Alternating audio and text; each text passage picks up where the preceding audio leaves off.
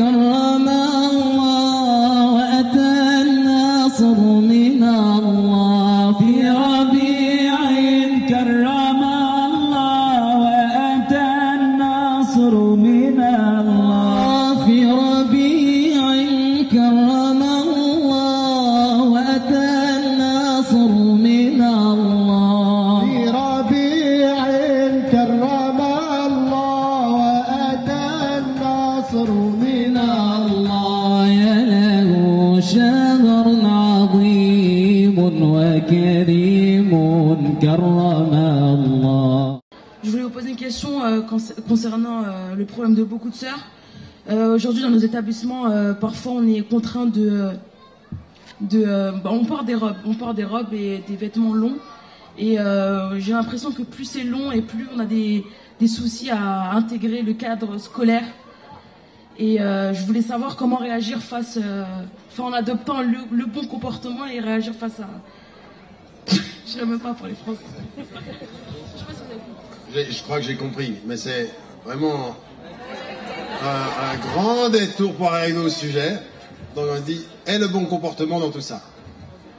Je vais y répondre. Je comprends que vous soyez, et en particulier en France, vous vous rendez compte que la France est une exception en Europe sur cette réactivité très très très forte sur la question de la tenue vestimentaire, qu'on n'a pas dans d'autres pays européens, qu'on n'a pas aux États-Unis, qu'on n'a pas en Australie. Et donc à partir d'un certain moment, le bon comportement, c'est déjà de rester fidèle, vous, à vos principes. Donc, le principe essentiel du bon comportement ici, vous avez la règle, c'est le haya, c'est la pudeur. Oui. La pudeur en islam, elle a 4 dimensions. 4 dimensions, enfin 4 conditions. Et vous allez voir qu'une des dimensions est liée au contexte culturel et social. 1, ça ne doit pas être, moulant sur le corps. 2, ça ne doit pas être transparent. 3, ça doit être discret. Et la 4e, c'est il faut avoir un soin particulier pour l'esthétique. Il n'a jamais été dit en islam que pour être pudique, il fallait entretenir la laideur. C'est qu'on est d'accord sur ces 4 principes. Non, mais c'est très important. Je suis désolé. Il faut qu'on regarde la réalité en face sur le bon comportement. N'importe quel homme ou n'importe quelle femme dans cette société-là, vous êtes tellement dans un univers qui met en évidence l'esthétique et tout ceci. Être bien, c'est de se sentir avec une certaine esthétique. L'esthétique, c'est pour soi. Il y a 2 façons même de se maquiller. Il y en a qui se maquillent pour l'autre. Elle dit, ah non, je voulais pas la séduction. Attends. Quand même. Et il y a une façon d'être bien pour soi. De se sentir bien pour soi. La discrétion et l'esthétique peuvent aller ensemble. Et ça, c'est une question de conscience. Là, un moufti peut venir et puis lui voir des choses. Non, ça c'est vous et vous. Vous savez, dans cette relation-là. Alors quand on en vient aux habits, à la tenue vestimentaire, on sait que ce qu'on veut, c'est une certaine pudeur. Donc après, c'est à vous de trouver une façon de rester pudique qui soit pas choquante pour le contexte social, mais tout en vous permettant d'être bien avec vos principes. C'est parfois une question de sensibilité, une question de subtilité, mais c'est important. Mais effectivement, à un moment donné, il y a certaines personnes, et je les comprends, je ne suis pas d'accord avec la lecture qui dit que la seule couleur véritablement islamique est noire, pour les femmes par exemple. Mais je peux comprendre que des femmes si elles se sentent bien avec ça, après il va falloir assumer le contexte social, parce que la couleur noire est essentiellement la couleur du Moyen-Orient. Par rapport aux femmes, c'était ça au départ. Mais ça n'empêche personne de s'habiller en noir ici. Mais après, chacun et chacune doit trouver les moyens de ceci. Et ça, c'est très très subtil. Et personne ne peut juger une femme à partir du moment où vous êtes en face de vous-même. Et que vous vous regardez dans la glace et vous vous regardez dans votre propre vie et que votre sincérité est « je veux être bien avec moi-même, je veux être bien avec ma discrétion, ma pudeur et mon esthétique ». Eh bien, faites-le. Et assumez-vous avec dignité et avec courage, parce que la communauté musulmane, elle est prête et très rapide à juger d'un côté comme de l'autre. Soit on est trop habillé, soit on n'est pas assez habillé. La communauté musulmane, à cause de ces questions de règles, finit par mettre en évidence la règle et ne soupçonne pas, et ne veut plus soupçonner l'idée une femme ou un homme ne se détermine pas uniquement par des règles, mais par un chemin spirituel, par un rapport à la règle qu'il faut respecter. On n'a pas tous la même façon de respecter la règle. Il y a des règles, il faut qu'on les respecte tous de la même façon. On prie 5 fois par jour, mais la façon dont on va prier, la façon dont on va le vivre, c'est complètement différent et personne ne peut nous juger là-dessus. Wallahu a'lam. Salam alaikum. Moi, c'est peut-être une question, moi je pense que ça fait partie de l'éthique. C'est par rapport, je voulais savoir en fait, qu'est-ce que le salafisme? Parce que je trouve que c'est un phénomène de mode. J'ai essayé de faire des recherches et il y a plein de trucs contradictoires, excusez-moi le terme. Et je voulais vraiment savoir qu'est-ce que c'était. Bien, il y a un lien quand même. Ça n'a rien à voir avec l'éthique, mais il y a un lien. Et en particulier sur certains courants, comment ils gèrent le rapport à la loi. Alors, qu'on soit bien clair, parce qu'il faut que vous fassiez très attention. Nous sommes aujourd'hui dans une situation où la terminologie, où les mots, bien entendu, ont de l'importance et les définitions ont de l'importance. Vous aurez remarqué, par exemple, à un moment donné, on a eu un déplacement, vous avez vu dans ce qui se passe au Nord Mali, tout à coup on a commencé à dire des islamistes, des islamistes, des islamistes, et on ne sait plus très bien de qui on parle, qui est qui, parce qu'on parle aussi d'islamistes en Tunisie, on parle aussi d'islamistes en Égypte, on parle d'islamistes en Afghanistan, on parle d'islamisme un peu partout.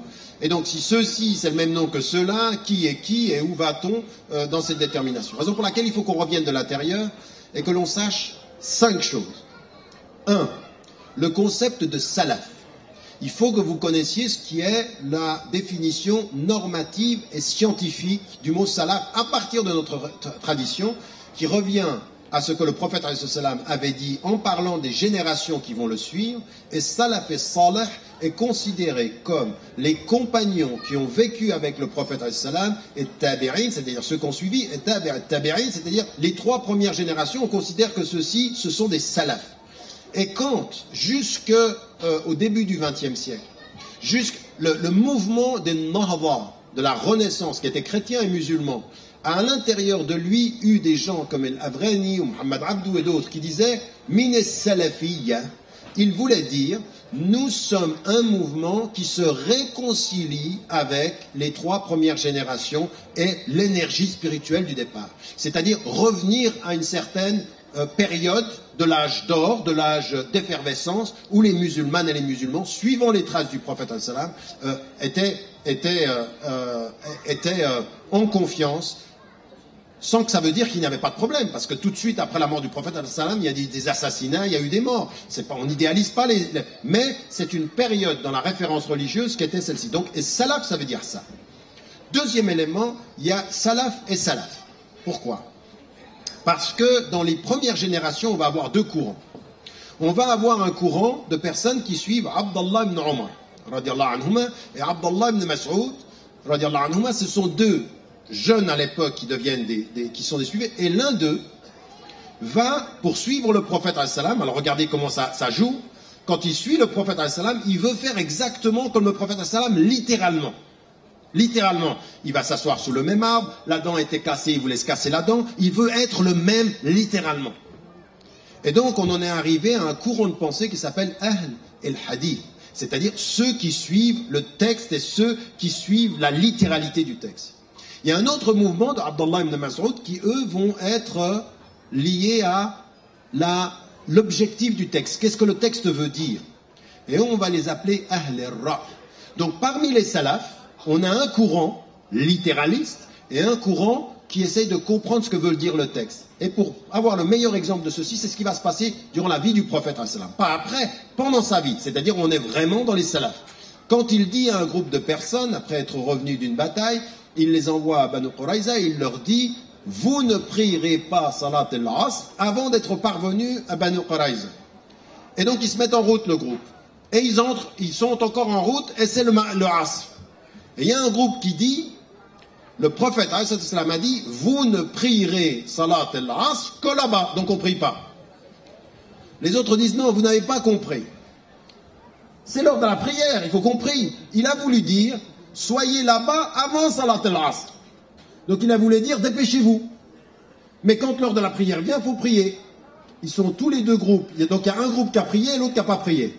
Ils sont revenus vers le prophète et il a accepté les 2 interprétations. Celle littéraliste, il a dit de ne pas prier, on ne prie pas. Celle qui comprenait le sens, et dit il faut qu'on arrive. Donc vous avez deux types de salafis. Des salafis qu'on va appeler littéralistes et des salafis qu'on va appeler plus réformistes, au sens ils comprennent le au-delà du sang. Et après, au XXe siècle, on va avoir des mouvements qui sont des salafis littéralistes. Ceux qu'on appelle aujourd'hui faussement, en termes scientifiques et normatifs, les wahhabis, eux ils ne s'appellent pas comme ça, en fait ce sont des salafis littéralistes, c'est-à-dire ils suivent une lecture du texte tout à fait littérale, et donc c'est là où on a un problème avec la règle, c'est que parfois ils disent la règle tu lui obéis même si tu ne comprends pas. La règle c'est comme ça, quand vous êtes en France, on applique la règle, c'est comme ça, la règle dit, et ils vont très très loin, parfois ils sortent les gens de l'islam. Parfois, des chouyours, ils les mettent à l'extérieur de l'islam. Il y en a même certains, moi, des fois, on m'envoie sur Internet. Il y en a qui téléphonent à des chouyours en Arabie Saoudite, qui ne me connaissent pas. Ils leur traduisent ma pensée, comment eux, ils l'ont compris. Et des fois, ils n'ont même pas compris. Et ils vont demander une fatwa au cheikh qui va dire celui qui a dit ça, c'est un kafir. C'est quelqu'un qui trahit l'islam. Quelqu'un qui dit, par exemple, pour certains, on est dans une société laïque, on respecte la loi. Il dit celui qui dit ça, lui, il ne sait même pas de quoi on parle. Il a une vision tout à fait partielle, mais il est littéraliste, c'est-à-dire il prend les choses à la lettre. Et vous avez un autre courant, qui est le courant qui va exactement faire ce que j'ai de faire, c'est-à-dire quelle est la raison d'être, quel est l'objectif, quelle est la sagesse. Et donc vous avez deux mouvements. Mais aujourd'hui, les choses ont changé. Ça, c'était le salafi début du XXe siècle. Ce qui s'est passé aujourd'hui, c'est que ceux qui ont pris le dessus, ce sont des mouvements salafis qui sont littéralistes. Et maintenant, c'est difficile d'utiliser le mot salafi dans les journaux, parce que par exemple, mon amie française Caroline Forest est allée chercher dans un livre, à un moment donné, je dis, mais moi je suis du mouvement salafi réformiste, c'est-à-dire je veux revenir au texte et comprendre les objectifs, pour vivre avec mon temps. Elle a dit, ah, il a utilisé le mot salafi, donc il est salafi. Voulant dire par là, il est salafi, c'est-à-dire il est littéraliste, c'est bien la preuve, c'est le même combat, ils sont tous les mêmes, ils jouent sur les mots. Elle n'a pas la connaissance de cette catégorisation scientifique, elle utilise les mots médiatiquement, mais ça marche aujourd'hui. Et là aujourd'hui vous avez un nouveau mouvement salafi, littéraliste, qui depuis 15 ans a changé de stratégie. Il y a 15 ans, ils n'entraient pas en politique. Maintenant ils sont en train d'entrer en politique en Égypte, en Tunisie, et au nord du Mali, ils ont commencé à intervenir. Mais ça avait déjà commencé avant, en Afghanistan. Depuis 15 ans, on a une transformation. Des salafis qui disaient « la politique c'est du kufr », maintenant ils sont dans la politique. La question qu'on doit se poser, c'est qui les pousse? Pourquoi est-ce qu'ils entrent comme ça? Qu'est-ce qu'ils veulent en fait? Tout à coup, en nous disant...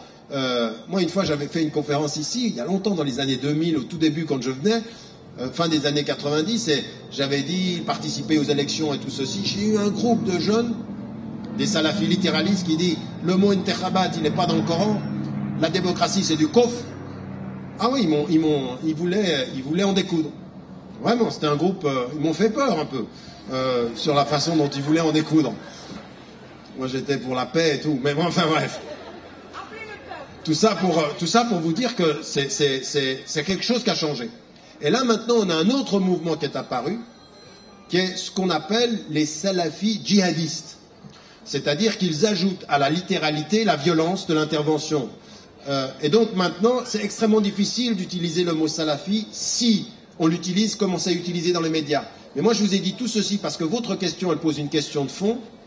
Dans notre compréhension de la règle, l'un des grands problèmes que je peux avoir, moi, avec certains salafis, c'est la lecture littéraliste. Mais tant qu'ils ont une lecture littéraliste pour eux-mêmes, et qu'ils ne vous mettent pas en dehors de l'islam, eh bien c'est leur choix, ils ont le droit. Mais parfois, c'est la règle sans l'esprit, sans la spiritualité. C'est très sec, c'est très un halal ou haram. Et donc c'est bien une question qui touche à ce que je suis en train de dire, parce qu'il faut qu'on en sorte de cette position-là et qu'on en vienne à quelque chose d'un peu plus profond, Inch'Allah. Salam alaikum. Je voulais simplement demander, par rapport à votre travail que vous faites, vous avez entrepris un travail de recherche au Qatar, et donc vous dites qu'il faut un petit peu... L'objectif c'était d'actualiser et de contextualiser les règles islamiques et les limites et l'éthique. Mais comme vous parlez du contexte, en fait, comme vous le faites au Qatar, avec des savants qui viennent un petit peu de partout, et des savants du contexte, mais savants de quel contexte? Et puis le résultat, ça sera une éthique que vous formerez pour quel contexte? Vous entreprenez un travail qui est un peu englobant, c'est-à-dire mondial, mais chaque pays a son propre contexte. Et les règles que vous en tirez, elles reviennent à quel contexte exactement? Ça, c'est une excellente question. Je vais y répondre en passant d'abord par juste une réaction par rapport à ce que vous disiez. Je ne crois pas que ce soit aussi simple que de dire, par exemple, tout ce qui se passe à l'école, c'est de la faute à l'école française. Et en même temps, me demander à moi de faire un livre sur la femme. Ce serait bien qu'une femme, aujourd'hui, prenne la plume et écrive là-dessus. Mais on m'a déjà posé la question souvent de le faire. C'est vrai que j'ai écrit des articles, j'ai écrit des chapitres. Et je travaille d'ailleurs dans le centre, c'est un des sujets, mais pas simplement la femme. Moi, je vais vraiment poser la question de l'homme et de la femme, parce que je pense qu'il y a énormément à dire sur l'homme dans la compréhension de l'islam aujourd'hui. C'est un vrai problème. Un vrai problème. On a un vrai problème masculin, avant d'avoir simplement un problème féminin. On a un vrai problème masculin. Deuxième des choses, par rapport à l'école, il faut qu'on fasse attention, parce que des jeunes vous entendent. Il y a effectivement aujourd'hui, dans le système scolaire en France, des vrais problèmes. Et il y a une école à 2 ou 3 vitesses, en particulier quand il s'agit des cités ou de la banlieue, c'est vrai. Et c'est vrai que c'est assez illogique d'envoyer dans les cités, dans les banlieues, des enseignants qui ne sont pas formés pour aller finalement se confronter à des réalités extrêmement difficiles. Maintenant, ça, c'est une responsabilité de l'État. Elle ne touche pas simplement les musulmanes et les musulmans, elle touche toute la population française et il y a un vrai besoin de réforme de l'école française. D'ailleurs, de beaucoup de systèmes scolaires à travers le monde. Maintenant, il faut aussi qu'on dise une chose. C'est-à-dire qu'il y a, de la part des parents, une nécessité à devoir s'engager beaucoup plus par rapport à l'école. Beaucoup plus. Vous savez, Youssouf Islam, Cat Stevens, quand il a fait ses écoles islamiques, il a fait des écoles, il a mis de l'argent, à la fin il vient vers moi, 20 ans après, il me dit le plus grand problème que j'ai eu, c'est pas les élèves, le plus grand problème que j'ai eu, c'est pas les enseignants, le plus grand problème que j'ai eu, c'est les parents. C'est-à-dire, ils réussissent en 2 heures à la maison à détruire ce qu'on fait pendant 7 heures pendant la journée. Donc à partir d'un certain moment, il faut qu'on regarde nos responsabilités. Il faut vraiment que d'un point de vue social, que du point de vue de l'engagement des parents, de l'engagement des papas, parce que l'un des gros problèmes que l'on a, c'est le père absent aujourd'hui. Et ça, c'est international. Le père absent, il vient... Qu'est-ce que c'est le père absent? C'est pas qu'il est complètement absent. Il vient uniquement quand il y a la règle. C'est-à-dire quand il y a la punition, quand il y a la limite. Il vient pas dans l'accompagnement. Il n'accompagne pas l'élève à réussir. Il lui sanctionne et il dit... Et certaines mamans, d'ailleurs, elles jouent le jeu. En disant, si tu continues comme ça, je vais en parler à ton père. Et donc on est dans une relation culturelle et une relation à l'enseignement qu'il faut que nous réformions. Il n'y aura pas de meilleur avenir scolaire si on ne s'engage pas par rapport à ça. Vous avez vu ce qui s'est passé, cette nouvelle par rapport au lycée de Lille, lycée musulman qui arrive en tête de tous les lycées de France. Et ça veut dire qu'il y a eu un engagement des enseignants, de parents. Il y en a qui ont fait confiance à l'institution. Il faut qu'à un moment donné, on se prenne en charge. Le système scolaire, il est ce qu'il est. Dire que c'est de sa faute complètement, à mon avis, c'est pas juste. Je pense qu'on a une co-responsabilité, qu'il faut s'engager. Et qu'en fait, finalement, le système français a besoin de parents, a besoin de citoyens qui s'engagent à y participer à sa réforme positive et ouverte. Maintenant, par rapport à votre question, parce que elle est très importante. Au moment où j'ai écrit le livre « La réforme radicale », je traitais de cas d'études à la fin, donc il y avait tout l'aspect théorique, puis 3 d'études, il y avait 7 champs d'études. Et je posais énormément de questions. Et certains sont venus vers moi et m'ont dit « Mais ce livre, c'est bien, il est bien ce livre, mais il n'y a que des questions. » Je dis « Ben oui, j'ai pas les réponses. » Moi, dans ces domaines-là, je ne suis pas un économiste, je suis pas j'ai enseigné pendant des années, mais j'ai pas les réponses à l'éducation, j'ai pas les réponses à la question de la nourriture. Moi, ce que je veux, c'est qu'on pose des questions. Et alors, comment on fait? À un moment donné, je me retrouve, contrairement à tout ce qui est dit, mais j'entends des délires et j'entends des jeunes qui sont en train de suivre du n'importe quoi sur Internet en disant Tariq Ramadan s'est intégré dans l'axe américano-sionisto-qatari. Il est dans une Il dit, mais il prend de l'argent, mais ils savent rien. Je veux dire, je prends aucun argent de tout ce travail-là. Mon salaire, c'est Oxford. Mais maintenant, s'il travaille à Oxford, ça veut dire que je soutiens le gouvernement britannique. Ça veut dire que Noam Chomsky aux États-Unis, il soutient Bush. Mais c'est n'importe quoi. Cette espèce de vision conspirationniste de qu'est-ce qu'il fait, qu'est-ce qu'il est devenu. Tout ça, je n'en parle même pas. J'ai pas le temps à perdre avec ça. Mais par contre, je suis enseignant invité là-bas dans la relation que j'ai avec Oxford, c'est dans mon contrat d'Oxford d'aller là-bas, et je me trouve dans la Education City, où moi je suis très critique par rapport au Qatar, l'Arabie Saoudite, par rapport à tous ces pays dont je ne suis pas d'accord avec la politique. Je peux me tromper, je peux avoir raison, mais j'ai toujours été critique et je suis resté dans cette ligne. Mais quand je vois des gens là-bas qui mettent de l'argent, non pas pour acheter uniquement des palaces et être dans la corruption, mais produire de l'éducation et des institutions, moi je me dis, au moins là, il y a quelque chose à retirer. On va pas jeter tous les enfants avec le bébé, avec l'eau de tous les bains. Regarde, là, on se dit, au moins là, il y a de l'argent qui est mis pour l'éducation. Donc moi, je m'inscris dans ceci, toujours critique par rapport à l'État, mais dans l'institution académique. Et tout à coup, on me donne la possibilité de dire, ce livre-là, ces questions-là, vas-y, maintenant tu as la possibilité de le faire. Je dis 2 conditions, indépendance financière, indépendance politique. Je dis ce que je veux, quand je veux, et je l'ai prouvé d'ailleurs dans les livres ou dans mes interventions publiques, j'ai toujours été critique. Et donc je me suis engagé là-dedans. À partir de là, on commence à rentrer dans le domaine. Et moi, ce qui m'intéresse, c'est d'abord de fixer 3 choses. 1, la méthodologie. C'est-à-dire, d'abord de fixer, les domaines. On en a déterminé 10.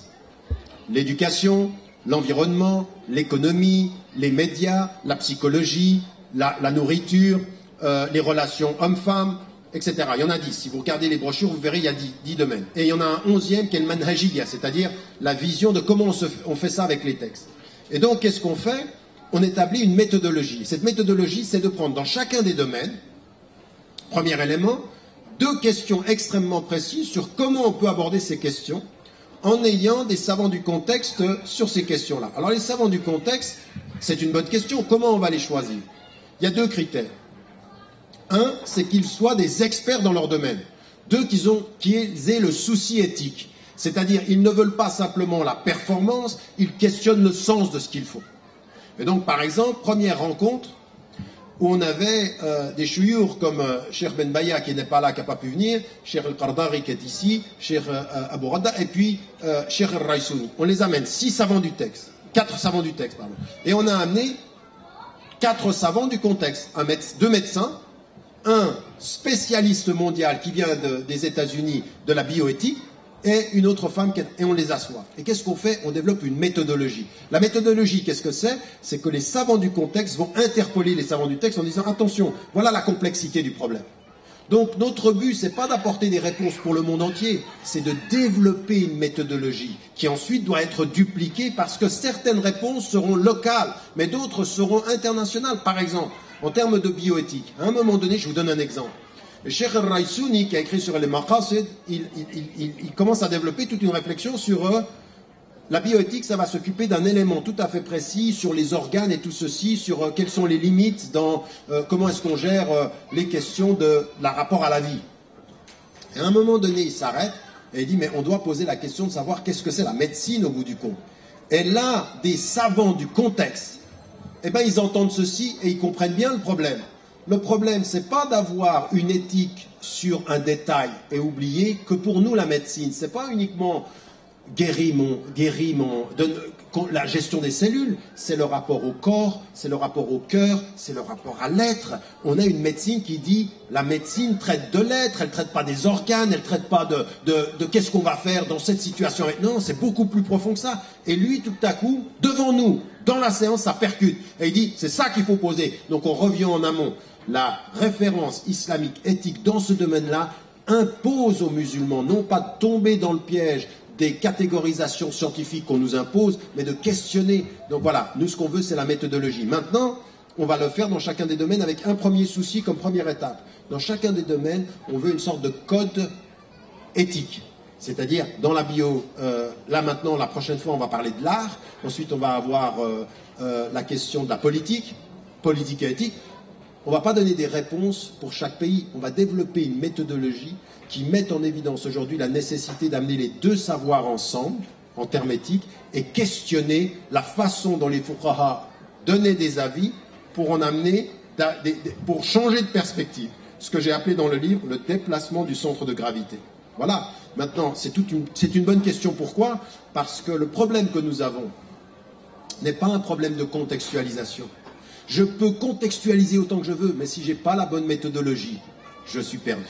C'est-à-dire, c'est pas simplement de regarder la France, c'est de regarder la France et de développer une méthodologie qui nous fasse mieux comprendre la France à partir de nos références. Et non pas simplement de traduire une législation, parce que finalement, si on ne comprend pas ça, on va arriver à avoir des législations et une pensée légale totalement éclatée, sans centre, sans axe. C'est ça qui me gênerait. Voilà, j'ai pris du temps pour cette question parce qu'elle est très très importante sur le sens. Je pense qu'il va falloir qu'on s'arrête. Je suis désolé, j'ai plus le temps parce que j'ai une conférence dans 1 heure. Juste... Allah, Allah,